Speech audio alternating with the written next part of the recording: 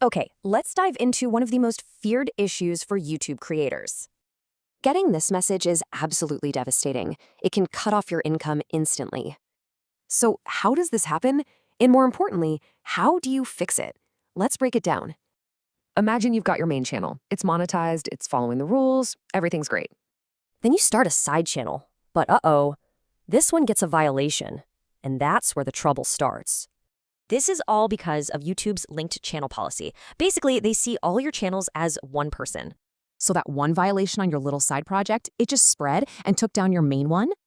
Your main channel is basically held hostage now. It's not getting monetized until you fix the problem child.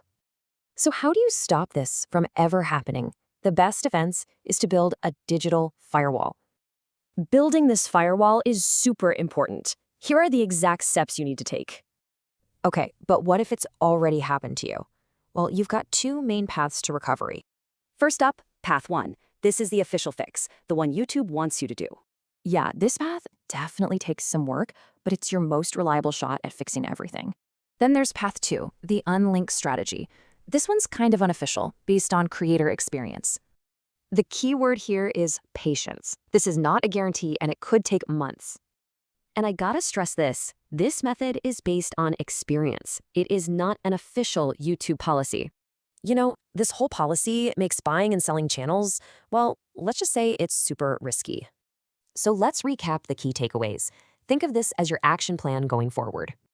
So you have to ask yourself, is your strategy an asset or a huge liability waiting to happen?